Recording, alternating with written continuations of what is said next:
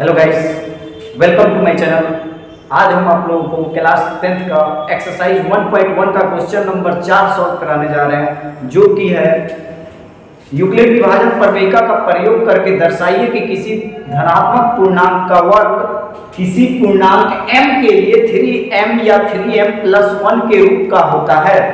तो आइए देखते हैं, हम लोगों को यूक्लिड विभाजन प्रमेयिका का प्रयोग करना है और क्या दर्शाना है कि किसी पूर्णांक m के लिए 3m या 3m के रूप का होता है।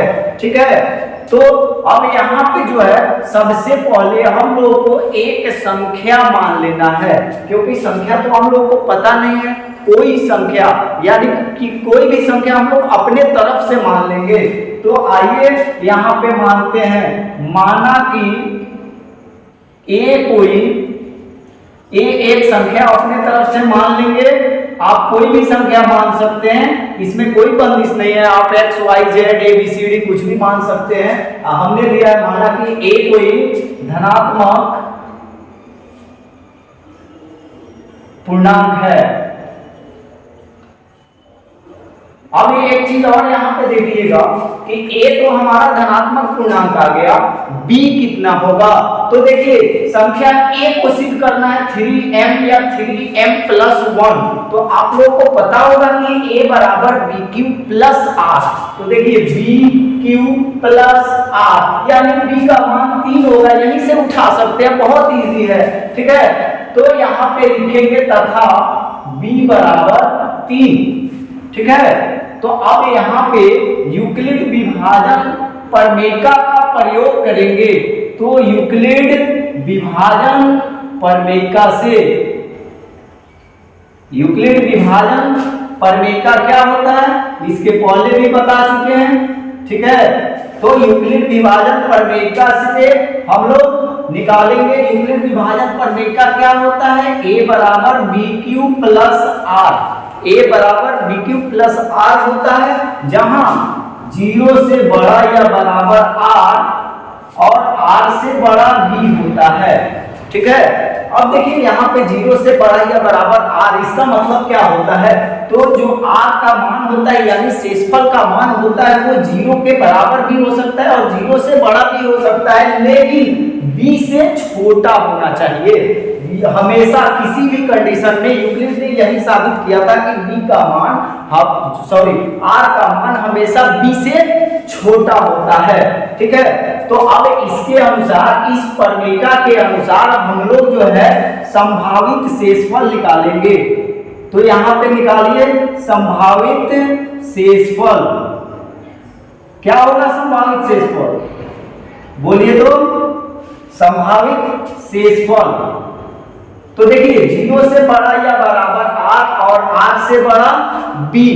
तो यहाँ पे b का मान 3 है। अगर इस तरह से आपको नहीं समझ में आ रहा है तो इसको थोड़ा सा और आगे बढ़ा के लिख सकते हैं, 0 से बड़ा या बराबर r और r से बड़ा 3।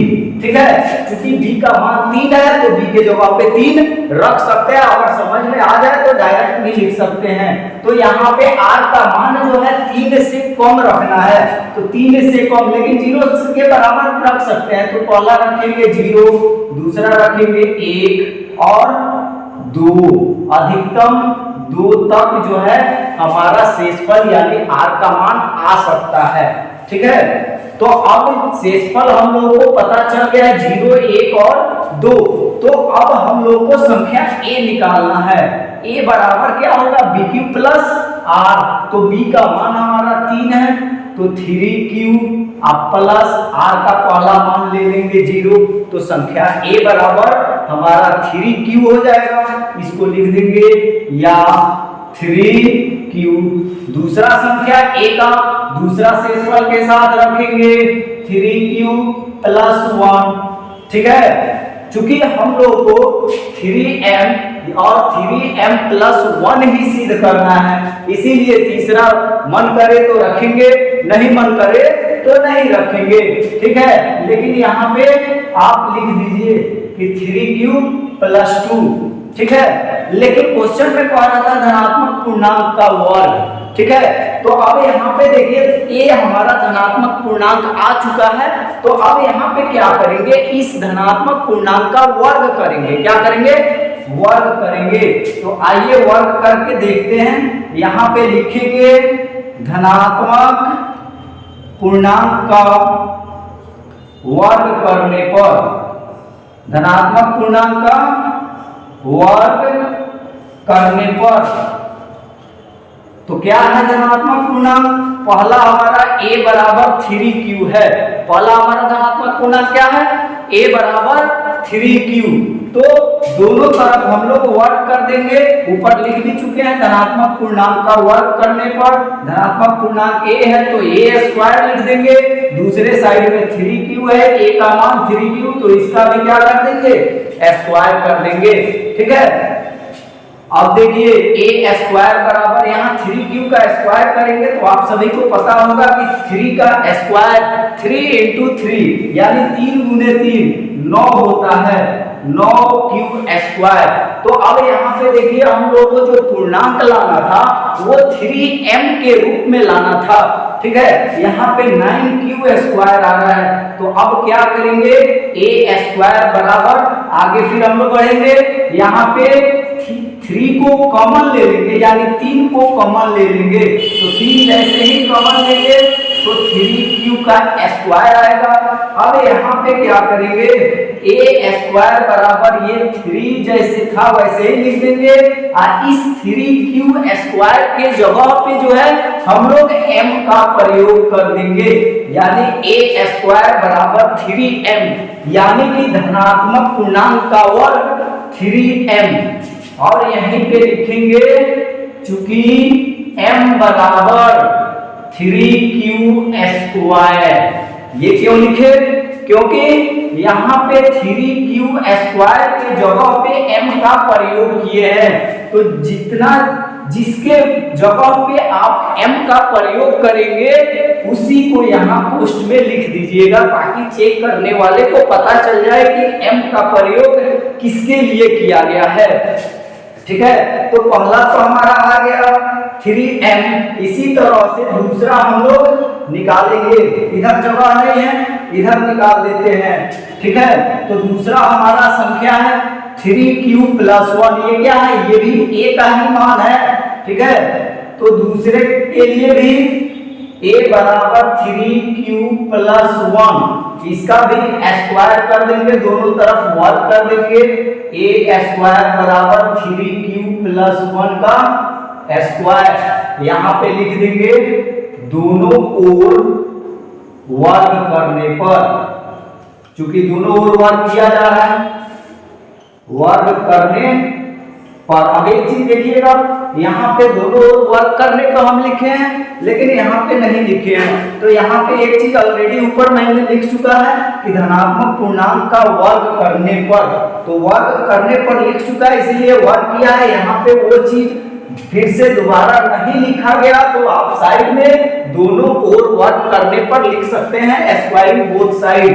ठीक है, अब यहाँ पे क्या करेंगे, आपको दिख रहा होगा कि ये a + b के होल स्क्वायर पे फिट हो रहा है, यहाँ पे जो फॉर्मूला लगेगा वो a + b का होल स्क्वायर का लगेगा। तो आप लोगों को पता होगा कि a + b का होल स्क्वायर क्या होता है, a square + 2ab, 2 × a × b अब प्लस b का स्क्वायर। ठीक है, a स्क्वायर बराबर, अब यहाँ पे सॉल्व कर लेंगे, 3 का स्क्वायर 3 × 3 9 होता है, और q का स्क्वायर q स्क्वायर होगा, प्लस 2 × 3 6 हो जाएगा, 1 से मल्टीप्लाई होगा तो 6, अब q है तो q, अब प्लस 1 का स्क्वायर 1 होगा। ठीक है, a स्क्वायर बराबर, यहाँ पे देख रहे हैं कि दोनों में, इन दोनों में 3 कॉमन निकल सकता है, तो 3 को कॉमन निकाल देंगे, तो यहाँ पे क्या बचेगा, 3 × 3 9, तो 3q स्क्वायर बचेगा। यहाँ पे 6 था, 3 × 2 6, तो यहाँ पे 2 कॉमन, 3 कॉमन ले लेंगे तो 2 बचेगा, 2q। ठीक है, तो 3 को इन दोनों में से जैसे ही कॉमन निकाल देंगे तो हमारा यहाँ पे आएगा 3q स्क्वायर + 2q। इसके बाद देखिए 1 बच रहा है, तो 1 को बाहर रख देंगे प्लस के साथ। 3। अब देखिए यहाँ पे 3 × 3q² + 2q + 1 आया, तो अब यहाँ पे आगे फिर बढ़ेंगे a² बराबर 3 के जगह पे 3 और ये 3q² + 2q, जो ये कोष्ठ के अंदर संख्याएं आ रही है इसके जगह पे हम लोग m का प्रयोग कर देंगे। ठीक है, यहाँ पे किसका प्रयोग कर देंगे? m का। तो m का प्रयोग किसके लिए किए हैं? ध्यान से देखिएगा, 3q² + 2q, तो जितना के लिए m का प्रयोग किया गया है उतना यहाँ पे साइड में लिख दीजिएगा, चूंकि m बराबर 3q² + 2q। ठीक है, तो अब यहाँ पे जो है हमारा दोनों का दोनों आ चुका है धनात्मक पूर्णांक का वर्ग, यानी धनात्मक पूर्णांक हम लोगों ने a माना था। यहाँ पे देखिए कि माना कि a कोई धनात्मक पूर्णांक है, तो जब a धनात्मक पूर्णांक है तो a² धनात्मक पूर्णांक का वर्ग होगा। तो पहला वर्ग, चूंकि हम लोगों ने a एक धनात्मक पूर्णांक माना था, ऊपर आप देख सकते हैं कि माना कि a कोई धनात्मक पूर्णांक है। ठीक है, तो a का जो वर्ग करेंगे, वर्ग का जो मान आएगा वो धनात्मक पूर्णांक का वर्ग कहलाएगा। तो यहाँ पे देखिए धनात्मक पूर्णांक का पहला वर्ग 3m आया है तथा दूसरा वर्ग 3m + 1 आया हुआ है। तो हम लोग यहाँ पे लिख सकते हैं, अतः किसी धनात्मक पूर्णांक का वर्ग किसी भी धनात्मक पूर्णांक का वर्ग संख्या a के लिए संख्या a के लिए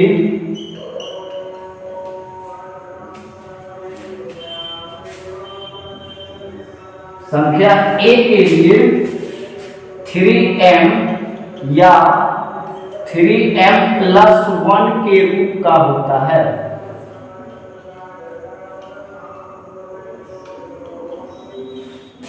यही हम लोग का क्वेश्चन नंबर 4 का आंसर होगा।